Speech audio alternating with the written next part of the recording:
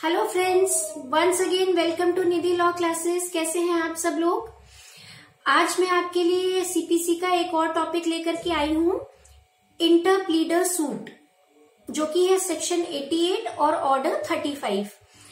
तो before I start the topic, अगर आपने अभी तक चैनल सब्सक्राइब नहीं किया है तो प्लीज चैनल सब्सक्राइब करिएगा, बेल आइकन प्रेस करिएगा।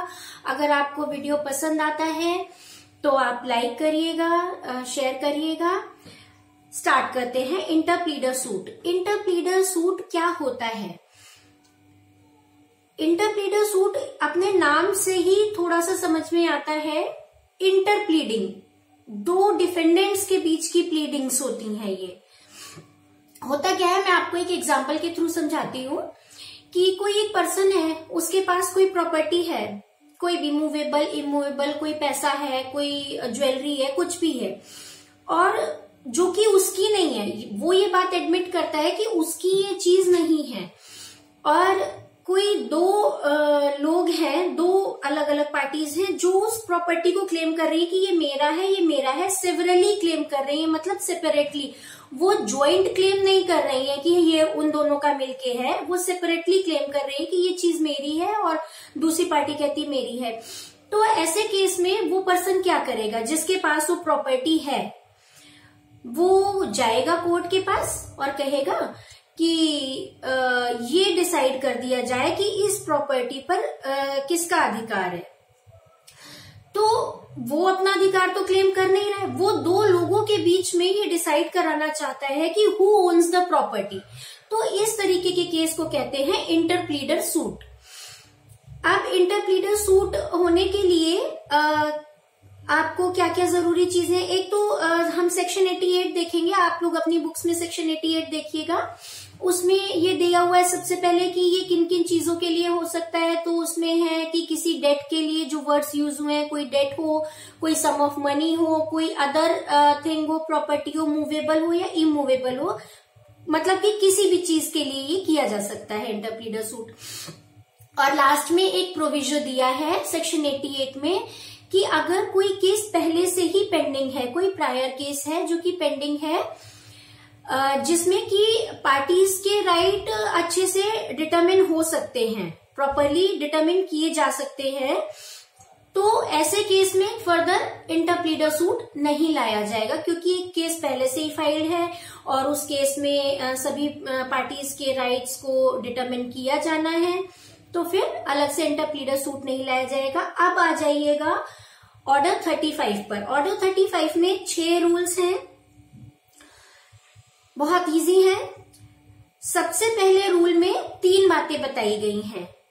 3 बातें हमें बताई गई हैं रूल नंबर 1 में। सबसे पहली चीज ये है कि जब प्लेंटिफ अपनी प्लेंट देता है तो उसमें उसे ये साफ साफ लिख के देना पड़ता है, कहना पड़ता है कि वो कोई भी इंटरेस्ट क्लेम नहीं कर रहा है इस प्रॉपर्टी में, एक्सेप्ट कॉस्ट, जो कि वो इंटरप्लीडर सूट लाने में उसे कॉस्ट लगेगी, उसके अलावा उसे कुछ नहीं चाहिए। या फिर उस प्रॉपर्टी को मेंटेन करने के लिए जो भी कोई खर्चा आता है, जो रीजनेबल खर्चा, उसे वो दे दिया जाए और जो सूट का कॉस्ट है वो दे दिया जाए। उसके अलावा उसे प्रॉपर्टी से कुछ नहीं चाहिए, ये उसे अपनी प्लेंट में देना पड़ता है। सबसे पहले रूल नंबर 1 में फर्स्ट पॉइंट है। सेकेंड पॉइंट ये है कि डिफेंडेंट्स जो हैं वो जो क्लेम कर रहे हैं प्रॉपर्टी पे, वो सेवरली क्लेम करें। वर्ड यूज हुआ है सेवरली, तो सेवरली का मतलब होता है सेपरेटली, मतलब कोई ज्वाइंट क्लेम नहीं होना चाहिए। थर्ड पॉइंट ये बताया गया है कि किसी भी डिफेंडेंट और प्लेंटिफ के बीच में कोई कोल्यूजन नहीं होना चाहिए, कोई मतभेद नहीं होना चाहिए उस प्रॉपर्टी के टाइटल को लेकर के। तो ये 3 पॉइंट रूल नंबर 1 में दिए हैं। रूल नंबर 2 ये कहता है कि अगर वो प्रॉपर्टी कोर्ट में लाई जा सकती है, केपेबल है कि उसे कोर्ट के समक्ष लाया जा सकता है, मूवेबल है या ऐसी कोई चीज है जो लाई जा सकती है, तो उस केस में कोर्ट प्लेंटिफ से कह सकता है कि आप ये चीज कोर्ट में जमा कराइए, लेकर के आइए। ये रूल 2 में बताया गया है। फिर आते हैं हम रूल 3 के ऊपर। रूल 3 कहता है कि कोई भी प्रायर केस किसी डिफेंडेंट और प्लेंटिफ के बीच में अगर चल रहा है, मान लीजिए कि ये इंटरप्लीडर सूट प्लेंटिफ लेकर के आया और एक केस पहले से किसी डिफेंडेंट ने प्लेंटिफ के अगेंस्ट कर रखा है, तो ऐसे केस में क्या होगा, जिस कोर्ट में इंटरप्लीडर सूट लाया गया है वो कोर्ट दूसरे कोर्ट को ये बताएगा कि इंटरप्लीडर सूट लाया गया है, तो आप अपने प्रायर केस की प्रोसीडिंग्स पर स्टे लगा दीजिए। प्रायर कोर्ट की प्रोसीडिंग्स पर स्टे क्यों लगता है भाई, कि प्रायर केस जो है वो किसी डिफेंडेंट और प्लेंटिफ के बीच में है, और यहाँ तो प्लेंटिफ जो है वो खुद ही कह रहा है कि मुझे कुछ नहीं चाहिए इस प्रॉपर्टी से, तो यहाँ पर इंटरप्लीडर में जब वो आ चुका है तो पिछले केस पर स्टे लगा दिया जाता है। हालांकि एक केस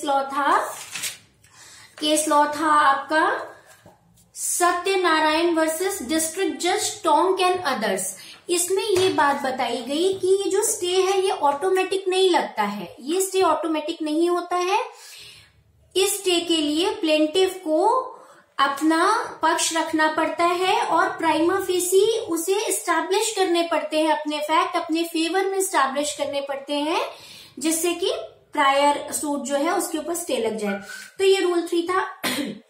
रूल 4 और रूल 6 दोनों थोड़ा रिलेटेड है। रूल 4 में बताया गया है कि प्रोसीजर एट फर्स्ट हियरिंग, जो फर्स्ट हियरिंग होगी उसमें क्या प्रोसीजर होगा, उसमें ये बताया गया है कि अगर कोर्ट को लगता है कि भाई प्लेंटिफ तो जो है उसने पहले ही कोई इंटरेस्ट क्लेम नहीं किया है और उसको इस सूट से डिसमिस कर दिया जाना चाहिए, उसका इस केस से कोई लेना देना नहीं बचा, तो वो क्या करेगा, वो कहेगा कि ठीक है हम प्लेंटिफ को डिसमिस करते हैं इस सूट से और उसे वहां पर उसकी कॉस्ट दे दी जाएंगी, जो प्लेंटिफ को कॉस्ट आई है सूट फाइल करने में, जो भी उसकी कॉस्ट लगी है वो सब उसको दे दिया जाएगा और उसको रिलीज कर दिया जाएगा प्लेंटिफ को, क्योंकि क्लेम तो 2 डिफेंडेंट्स या 2 से अधिक डिफेंडेंट्स के बीच में तय होना है, ये चीज है। और इसी रूल में एक और चीज लिखी गई है नीचे रूल नंबर 4 में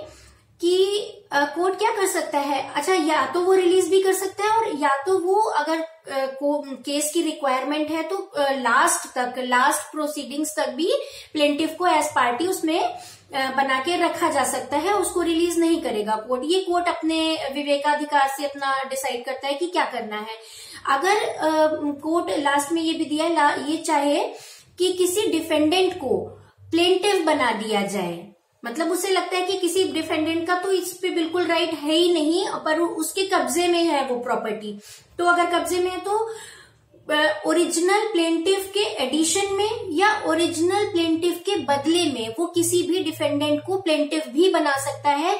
ये रूल नंबर 4 में दिया हुआ है। रूल नंबर 6 में दिया हुआ है, रूल नंबर 6 बहुत छोटा सा है कि अगर सूट प्रॉपरली इंस्टीट्यूट हुआ है तो कोर्ट में provide for cost by giving a charge on the things claimed और इन सम अदर एफिकेशियस वे, कि अगर सूट प्रॉपरली इंस्टीट्यूट हुआ है तो फिर कोर्ट क्या करेगा कि उसको कॉस्ट कैसे प्रदान करेगा। मान लीजिए कई तरीके हो सकते हैं, कोई भी एफिकेशियस वे ले सकता है या फिर ऐसा भी कर सकता है जो थिंग क्लेम्ड है, जिसके ऊपर सूट है, जो क्वेश्चन में है जो प्रॉपर्टी, उसके ऊपर एक चार्ज दे सकता है उसे, giving a charge on the thing claimed. तो ये रूल 4 और 6 था। रूल नंबर 5 मैंने आपको नहीं बताया है क्योंकि रूल नंबर 5 में आपको नेक्स्ट वीडियो में बताऊंगी, उसमें है कि कौन कौन इंटरप्लीडर सूट फाइल नहीं कर सकता है।